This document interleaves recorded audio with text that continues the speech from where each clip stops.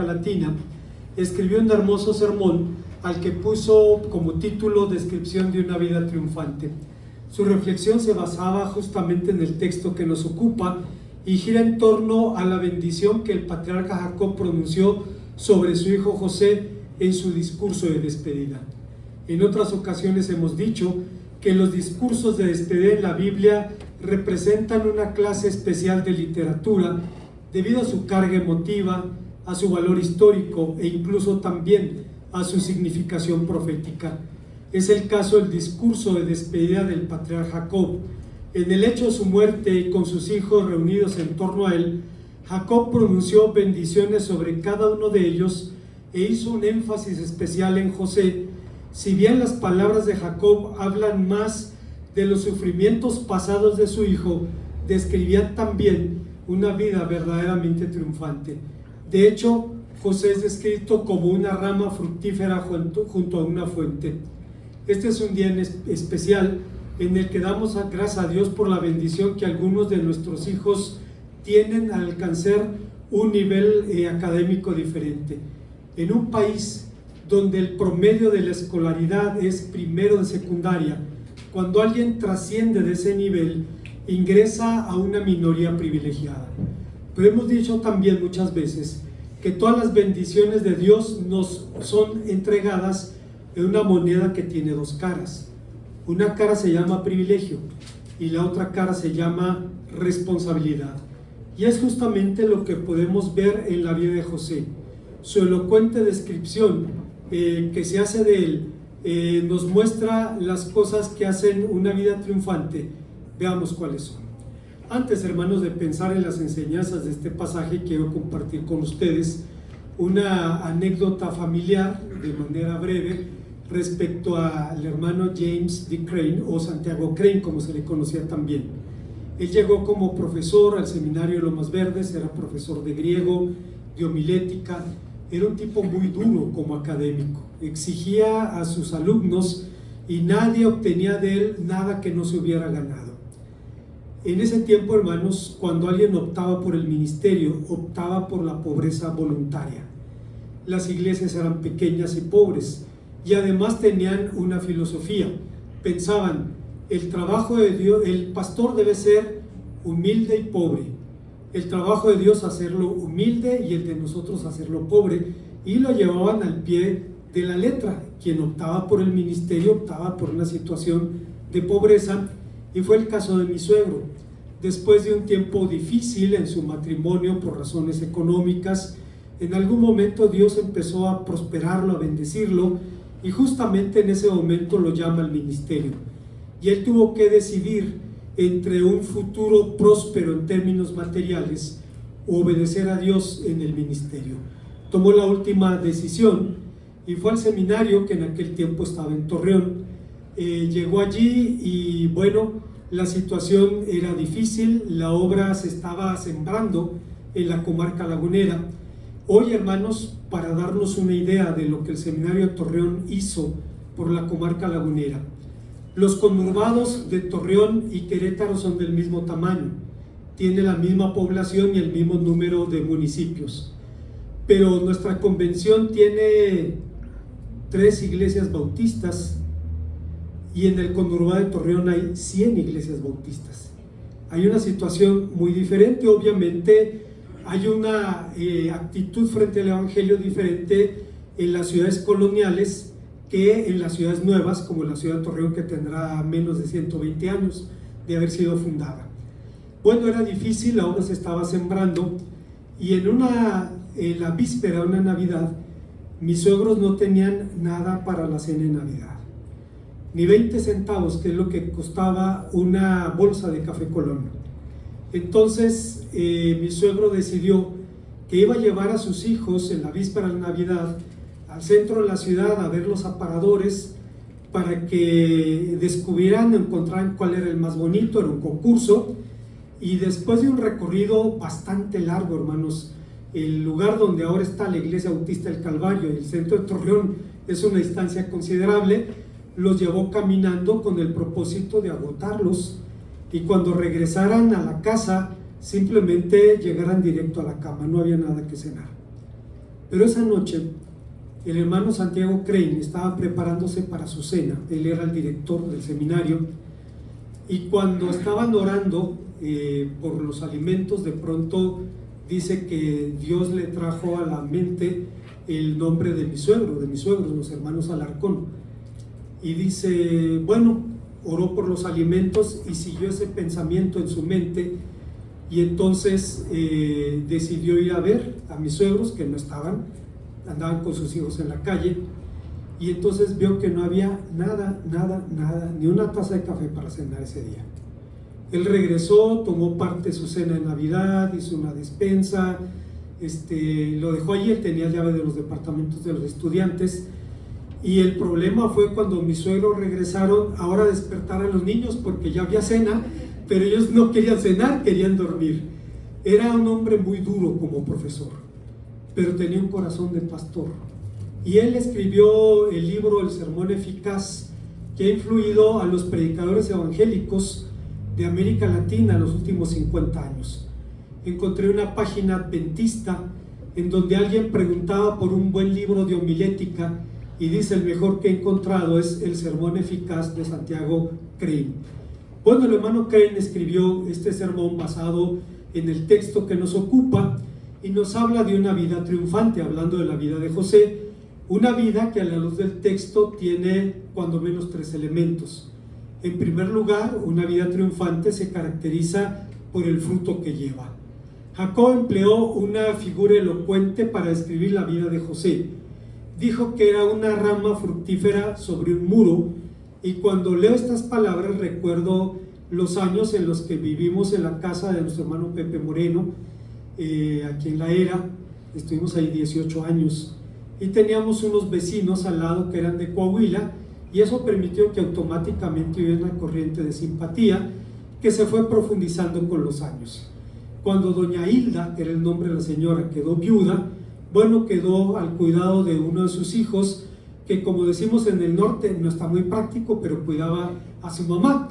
El hecho es que el hombre pensó que tenía que podar su árbol. Tenía un árbol de guayabas, y le mutiló al pobre árbol, le dejó una sola rama, y era la rama que daba a nuestro patio. Lo demás lo cortó absolutamente todo.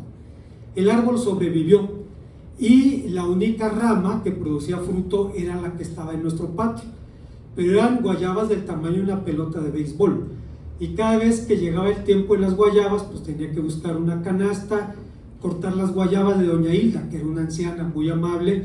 Doña Hilda, aquí están sus guayabas. Esa era una rama fructífera. Bueno, José es descrito de esa manera. Adicionalmente dice que es una rama sembrada junto a una corriente de agua que lo nutría y lo sustentaba. Y la vida de José fue exactamente así, porque fue una vida en la que la constante fue el servicio. Dice la palabra de Dios que ayudaba en el cuidado de los rebaños de su padre. No era una tarea fácil, y David nos recuerda que eventualmente había que enfrentar a depredadores o incluso a ladrones de ganado, y él junto con sus hermanos se dedicó a eso. También, hermanos, ayudó a prosperar la casa de Potifar.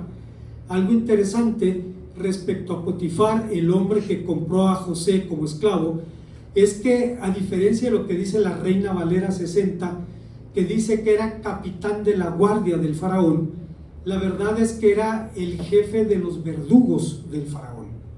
Era el que le hacía el trabajo sucio al faraón. Y de pronto este esclavo es acusado de querer violar a su mujer, una falta que era penalizada con la muerte. Algo le sabría su mujer, Potifar, que siendo el jefe de los verdugos no mató a José, pero de por medio estaba su honor, y entonces lo metió en la cárcel, donde Dios lo prosperó. Ayudó a administrar la cárcel, y dice la palabra de Dios que el administrador de la cárcel solo se preocupaba por su pan. Todo lo demás lo manejaba José. Dios lo bendijo y lo prosperó allí. De allí trascendió a la administración real, donde ocurrió exactamente lo mismo, y finalmente, hermanos, ayudó a preservar la vida de su familia. ¿Sabe usted, cuando pensamos, hermanos, en algunos de los mejores hombres de Dios que fueron puestos en responsabilidades grandes, en puestos de eminencia, debemos reconocer que muchos de ellos, si no es que todos, estuvieron en puestos de eminencia, pero en posiciones de subordinación. Dice la Biblia, todo Egipto estaba bajo José y solo el faraón estaba sobre él. Y lo mismo ocurrió con Daniel, a quien se le dio autoridad, pero sobre él estaba el rey. Esto significa, hermanos, que Dios puede bendecir y prosperar a un siervo suyo en el campo de servicio donde lo haya puesto, y no tiene que ser necesariamente cabeza, no tiene que ser precisamente el que manda o el que dirige.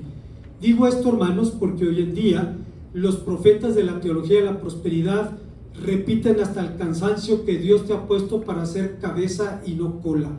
Y recuerdo un artículo que escribió Juan Stam, en donde hablaba de su experiencia como granjero. Juan Stam fue un misionero norteamericano, presbiteriano, blanco, anglosajón, protestante, que llegó a Nicaragua, pero llegó a Costa Rica, como misionero, dice, conservador. Allí empezó a conocer a exiliados de la persecución de Anastasio Somoza. Cualquier disidente de la dictadura de Somoza o se iba del país o se moría. Y dice, conoció a muchos cristianos que por Somoza eran identificados como comunistas. Dice, pero no eran comunistas, eran personas que buscaban una nación libre, una nación democrática. Pero en ese tiempo, en el tiempo de la Guerra Fría, era bien fácil ver el mundo en blanco y rojo. Estos son rojos, estos son blancos, así de sencillo. El hecho es que Juan Stam se convirtió en un hombre cuyo corazón Dios fue cambiando para identificarse con los perseguidos, con los pobres, con los desposeídos. Y él dice que en su granja tenía algunos perros que había adoptado, y cada vez que llegaba los perros salían y lo saludaban con su cola alegremente. Y dice, la cola debe tener una función, además de la función social, razón por la cual Dios se la dio a esos animales. Y dice, en este mundo hace falta que mucha gente ocupe esa responsabilidad. Así como la cola del perro manifiesta su alegría y te incita a alegrarte, este mundo necesita gente así. Necesitamos menos cabezas y tal vez más colas, decía, gente que haga este mundo un lugar más feliz. Bueno, el hecho es que Juan Stam, hermanos, habló sobre eso y nos permite recordar que Daniel, que José, que los grandes hombres de Dios fueron puestos en eminencia, pero en posiciones de subordinación, porque a final de cuentas no importa dónde Dios te ponga, si tienes la perspectiva correcta en el lugar donde Dios te puso. Es decir, si gasto buena parte, si no es que la mayor parte de mi día en el trabajo, entonces es un campo misionero donde debemos dar testimonio, un testimonio como el que decía San Francisco de Asís: vamos a predicar y si es necesario, abramos la boca. Lo que estaba diciendo es el testimonio de la vida, para que los demás puedan ver a Cristo y puedan preguntar la razón de nuestra fe. Bueno, dice la palabra de nuestro Dios que José fue bendecido y prosperado en el servicio. Curiosamente, hermanos, ahora sabemos que existe una relación inversamente proporcional entre el nivel socioeconómico y educativo de los padres y la participación de los hijos en las responsabilidades del hogar. Entre más alto es el nivel educativo o socioeconómico de los padres, los hijos tienen menos responsabilidades en el hogar. A alguien se le paga para que haga el aseo, para que cocine, para que limpie, etcétera, etcétera. Pero se va formando un patrón en la mente de esa persona que llega a pensar, hay trabajos que debes hacer, pero debes recibir algo a cambio. Y ese patrón se lleva al matrimonio, y el servicio espontáneo deja de ser una situación de bendición, porque siempre pensamos, yo tengo que recibir algo a cambio de lo que voy a hacer. Es un fenómeno social bien marcado, hermanos. Los que nacimos varias décadas atrás, si el papá tenía un negocio, nosotros trabajamos en el negocio. Si el papá tenía, como el caso de mi padre, una carnicería o una tienda o un taller, el hijo tenía que ir a aprender allí el oficio. A lo mejor no se iba a dedicar a eso, pero formaba parte de la responsabilidad de los hijos, mayormente en tiempo de vacaciones. Te vas con tu papá. Me acuerdo del hermano Manuel Reyes, ya se jubiló, él trabajó en ferrocarriles, y dice que su papá, él es de Torreón, dice que su papá era peón de vía, y dice cuando le llevaba el lonche al papá, el papá lo hacía que abriera una cepa de 1 metro de largo y 1 metro de profundidad, que era el trabajo del papá. Y cuando el hijo terminaba bañado en sudor, le volvía a repetir: te pido que hagas esto para que no tengas que hacerlo el resto de tu vida, tienes que estudiar. Y dice el hermano, me quedó muy clara la lección, la opción era el pico, era la pala, o estudiar. Y dice, al final, dice, aunque no había muchos recursos, un grupo de mujeres judías lo becaron para que estudiara su ingeniería. Y decía el hermano, no sé quiénes son, porque no eran personas que dijeran la asociación fulana de tal, no. Simplemente hay tantas becas disponibles. Y dice, quiero buscarlas y decirles, quiero apoyar su ministerio. Ustedes me bendijeron, yo quiero ser bendición para otro. Tal vez hay un muchacho como yo, en aquel tiempo, dice que necesite ayuda para salir del círculo de la pobreza y vivir una situación diferente. Hay una segunda enseñanza que encontramos en el pasaje, y es que una vida fructífera se caracteriza por los retos que enfrenta. Jacob describió los conflictos de José por la figura de arqueros atacando a José. La razón de usar la figura de la flecha es evidente. La flecha es rápida y silenciosa. Usted sabe que lo están atacando con flechas cuando tiene la flecha en el cuerpo. No escucha el disparo, difícilmente lo va a escuchar, pero de pronto va a recibir el golpe y va a encontrar que ha sido alcanzado por un dardo. Se usa esa figura para hablar de ataques súbitos, de ataques desde lo escondido, con los cuales se buscaba destruir a José.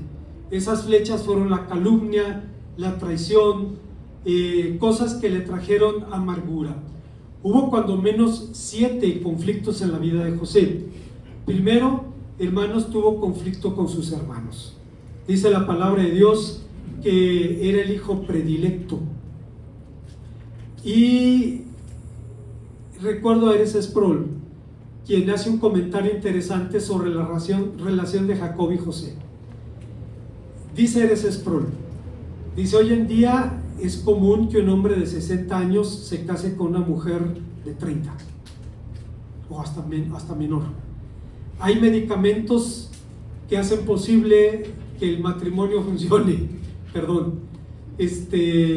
y por consecuencia puede haber personas mayores de 60 con niños pequeños. Pero si tuvieron otros hijos o no los tuvieron, lo cierto es que en esta etapa de la vida un niño es una bendición y el hijo se convierte más en un nieto que en un hijo. Hay una relación cercana allí. Y dice Eres Sproul que es lo que pasó con José. Sumado a eso, eran hijos, él y Benjamín, de la única mujer a la que Jacob amó en su vida. Lo siento, pero solo amó a una mujer. Y sus hechos lo demuestran. Imagine usted la pobre Lea, la noche en que descubre quién es que la toma de la mano y le lleva con el cebro a devolvérsela. O sea, una mujer pasar por eso. Pero él había hecho el convenio por Raquel. Cuando huye de su suegro, más de 20 años después, y sabe que su hermano viene a atacarlo, dispone 2 campamentos. Mahanayim es la palabra hebrea para campamentos. Pone en el primero a Lea la fea y a sus hijos, y en el segundo a Raquel y a sus hijos. Y el argumento de Jacob fue: si ataca el primer campamento, el segundo puede escapar. Es terrible, más, pero es lo que hizo el hombre. Bueno, su relación con José era de esa naturaleza y le generó conflictos con sus hermanos. Súmele a eso que era un soñador. Tenía 17 años, hermanos, no era un niño, tenía 17 años. Soñé que el sol, la luna y las estrellas se postraban ante mí. Soñé que íbamos a cortar gavillas en el campo y las gavillas de todos se inclinaban ante la mía. Y el mismo Jacob le dijo: ¿quién te crees que piensas que tu madre y yo nos vamos a inclinar delante de ti? Bueno, tuvo conflictos con sus hermanos, lo envidiaron, lo celaron, lo redujeron y lo entregaron a la esclavitud. Génesis 37:11. Enfrentó la soledad, en la cisterna, en la cárcel, en una tierra extraña, en donde no tenía familia, donde estaba solo, víctima de las circunstancias y del rencor de sus hermanos. Enfrentó la tentación sexual. José fue privado de su propia libertad, del derecho a su propia vida y a su propio cuerpo. Los hombres, los varones, somos especialmente susceptibles a las tentaciones cuando pasamos por periodos de baja autoestima. El hombre anda arrastrando la cobija y encuentra unos ojitos que le parpadean. Pues hermano, no es necesario ser muy inteligente para saber que eso levanta la autoestima. En el corazón del hombre hay dos tendencias: la del que quiere ser fiel y la del que busca el éxito en la realización personal. Soportó la tentación sexual, por terrible que fuera. No tenía quien lo amara, quien lo abrazara, y aquí había una mujer que quería hacerlo, pero él sabía que era un problema con Dios. Enfrentó la calumnia cuando rechazó a la mujer, enfrentó la ingratitud en la cárcel cuando dijo a uno de aquellos a los que interpretó el sueño que el faraón le iba a restituir a su puesto y que se acordara de él cuando estuviera allí, cosa que olvidó apenas 3 días después. Enfrentó las tentaciones de la prosperidad. El hombre puede ser tentado en la pobreza y puede ser tentado en la prosperidad. Puede ser tentado en la pobreza al pensar que Dios no lo oye, Dios no puede, Dios no quiere, Dios no sabe, o en la prosperidad pensando que todo lo que tengo me lo merezco, me lo gané, es fruto de mi trabajo. Martín Lutero decía que todos los seres que fuimos creados tenemos tareas en el mundo. La función principal del hombre, el fin último del hombre, dijeron nuestros mayores en la confesión de Westminster, es glorificar a Dios y disfrutar para siempre de Él.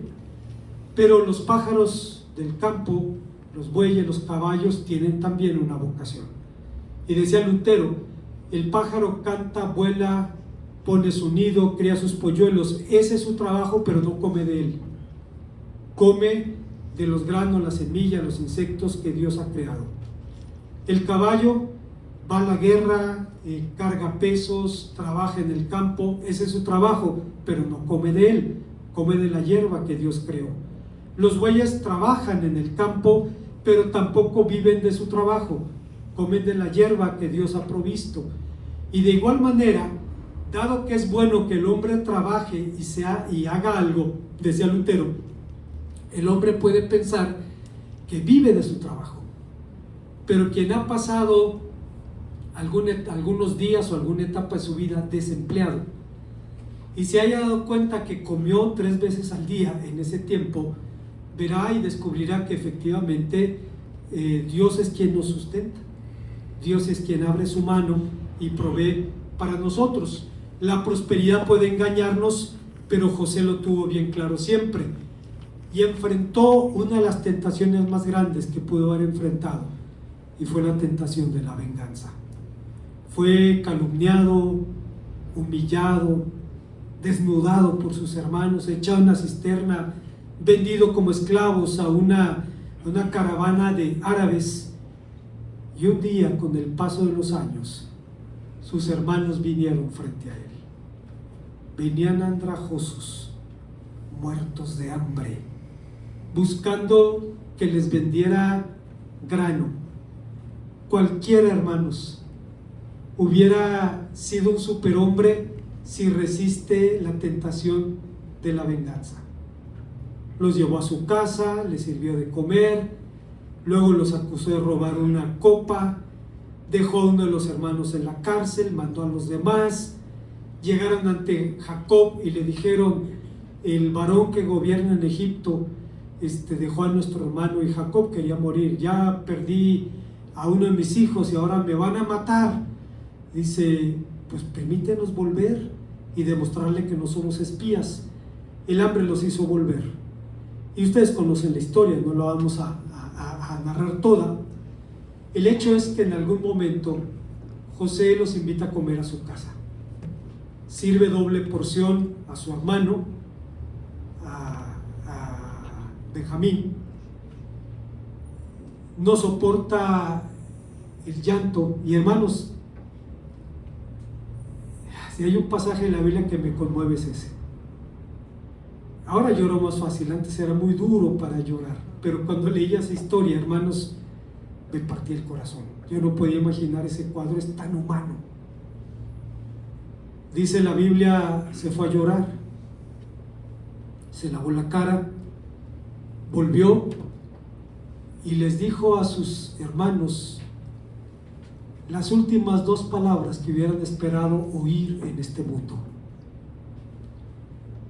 Ani Yosef, yo soy José. Estaban boquiabiertos, se infartaban. ¿Qué puedes decir en tu favor? Y le ruegan que tenga misericordia, y él llora diciendo que había sido Dios quien lo había llevado allá para preservar la vida de su familia. Cuando su viejo muere, sus hermanos se juntan y le dicen: nuestro padre te encargó que no te desquitaras con nosotros. Ahora sí, como dicen algunos en Torreón, a mí no me gusta la venganza, a mí me gusta la desquitanza. Y tenían miedo, hermanos, de que hiciera eso, y José se pone a llorar.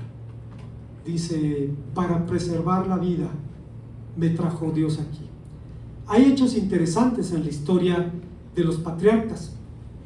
En la Biblia enumera 70 nombres de los que subieron, o de los que descendieron, de Palestina a Egipto con José. 70 nombres.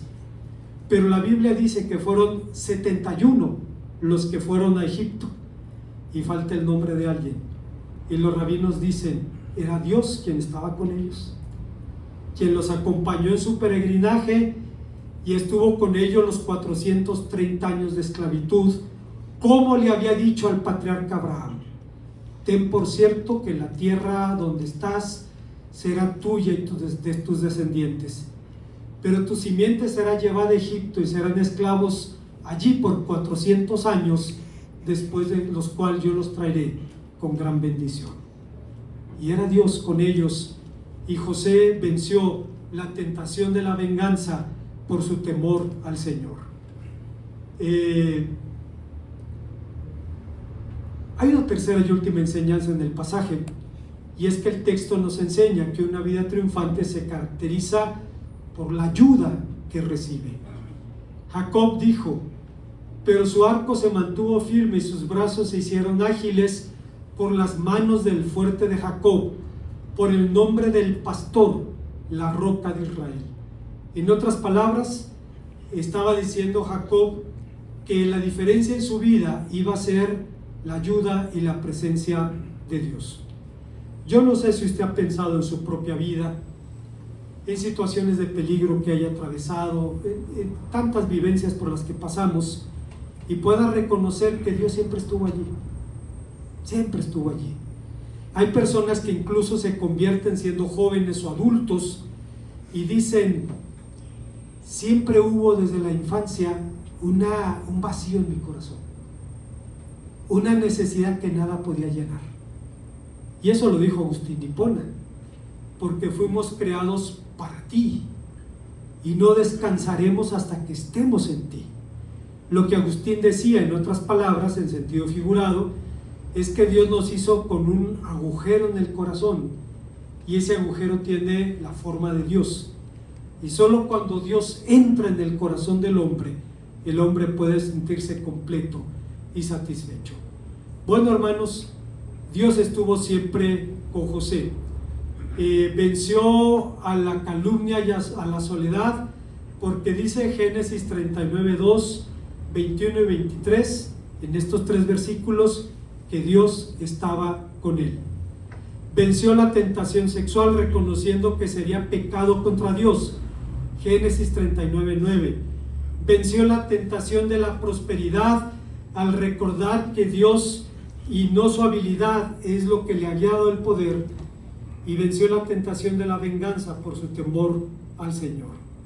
Como conclusión, como se evidencia en la vida de José, una vida triunfante que se caracteriza por el fruto que produce, por los retos que enfrenta y por la ayuda que recibe.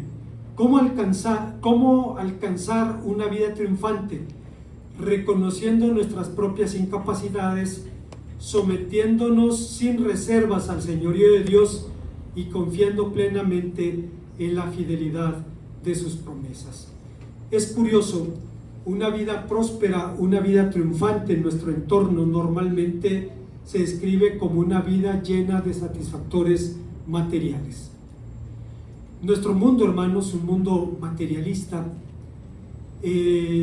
Algunos en él piensan que la vida es un juego que consiste en acumular todos los juguetes que podamos. ¿Qué son esos juguetes? El dinero, personas hermosas, fama, etcétera, etcétera. ¿Y quién gana ese juego? El que se muere con más juguetes. Sí, pero se va a morir de todas maneras y no se los va a llevar, no le van a servir de nada. Una vida fructífera es una vida usada por Dios independientemente, hermanos, de aquello a lo que nos dediquemos. Tuve un cuñado, ya está con el Señor, Felipe Galván, un tipazo. Cuando se casó con mi hermana le dije, me la cuidas. Y antes de morir le dije, Felipe, no tengo palabras para agradecerte cómo has amado y cuidado a mi hermana y a mis sobrinos. Él sobrevivió a cáncer de estómago y tuvo secuelas terribles. En alguna ocasión un amigo suyo fue a visitarlo y le regaló una pistola. Y vino a Estados Unidos, le regaló una pistola, un revólver pequeño, muy bonito, y lo tenía guardado allí. Y cuando atravesaba por sus episodios de dolor, decía, siento la tentación de cortar con todo de una vez por todas. Mi hermana fue y buscó la pistola, la desarmó y la tiró a la basura en varios botes. O sea, no quiero arriesgarme a eso. Pero era un hombre consciente de que Dios había estado con él a lo largo de esta etapa de su vida. Y un día él me dice, Jorge, todo el mundo me dice que Dios tiene un propósito para mi vida. Y empieza a llorar y dice, pero no sé cuál es ese propósito. Digo, Felipe, no es que te vayas a la India a predicar, no es que te subas al Tíbet para dar testimonio de Cristo allí, es que sigas siendo el mismo buen padre, el mismo buen esposo, el mismo buen hijo, el mismo buen hermano, el mismo buen vecino, el mismo buen trabajador que has sido a lo largo de tu vida. Eso es lo que Dios quiere. Te dejó la vida para que sigas haciéndolo. No tienes que hacer algo extraordinario. Puede ser en la vida ordinaria cosas extraordinarias, porque son la expresión de la mano y la voluntad de Dios. Damos gracias a Dios por nuestros niños que pasan a diferentes niveles infantiles, educativos, desde el preescolar hasta la universidad. Humanamente hablando, son motivo de orgullo. Qué tristeza los grupos religiosos o los líderes religiosos que desalientan a sus jóvenes para estudiar. ¿Cómo puedes hacer eso? ¿Cómo puedes hacer eso? La única manera de escalar socialmente es esa, y hay que batallarle para eso. Imagínese sin educación.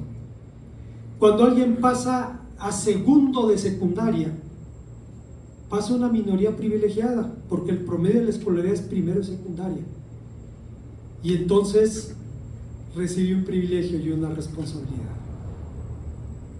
Hacer aquello a lo que Dios lo llamó a hacer, dando testimonio de Cristo con su vida, con sus hechos. Oremos a nuestro Dios. Gracias, Padre Santo, por tu palabra, porque nos permite recordar la vida de un hombre al que diste tu bendición en su fidelidad. Te rogamos, Señor, por tus siervos, por nuestros niños, por cada uno de nosotros, para que podamos glorificarte así. En Cristo Jesús. Amén.